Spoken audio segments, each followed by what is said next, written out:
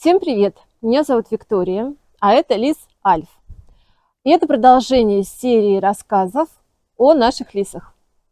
У нас появилась лиса.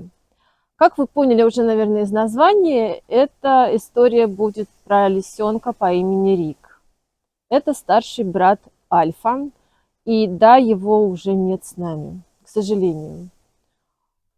Для тех, кто не любит досматривать видео до конца, я скажу, у Рика было заболевание сердца, из тех, которые трудно диагностируются.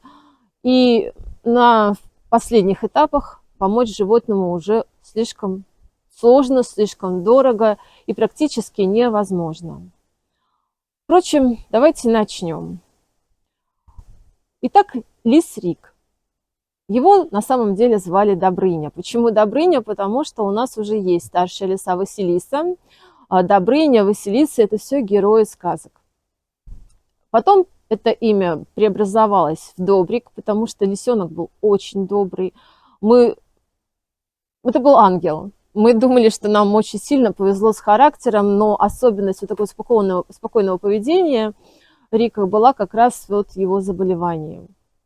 Ну и позже Добрик превратился окончательно в Рика. Так у него записано в ветеринарном паспорте.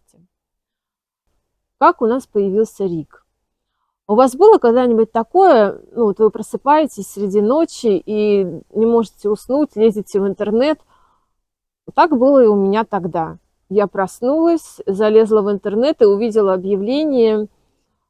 Девочка, ее звали Катя, студентка первого курса худграфа, выкупила со зверофермы лисенка. Ну, на носу экзамены, сессия.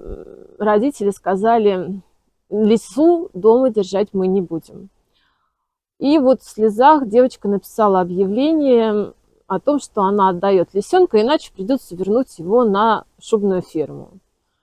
Когда я сказала об этом Алексею, он сказал, мы едем. Это была пятница, мы сели в машину и поехали в Москву. До Москвы нам 400 километров. Плюс еще другой конец Москвы. Мы въезжаем со стороны Домодедово. Ну и, в общем, всю пятницу мы провели в Москве. Кто-нибудь, если представляет, что такое МКАД, пятница, вечер, это ад. И вот мы в Москве, спальный район, я не знаю сколько, 20-этажные здания, много-много многоквартирные дома. И Рик, лисенок, который не спит по ночам, он громко лает. Это особенность всех маленьких лисят, друзья. Вдруг, если вы захотите завести лису, имейте это в виду, спать она вам не даст.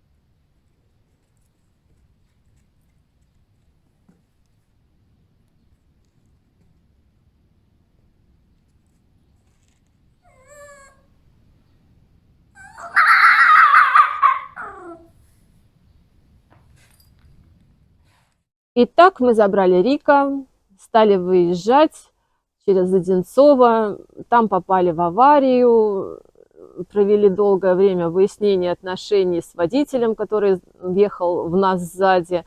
В общем, домой мы попали в 4 утра. Я помню момент, мы въезжаем в деревню, и Рикуля такой «Ау-ау-ау!»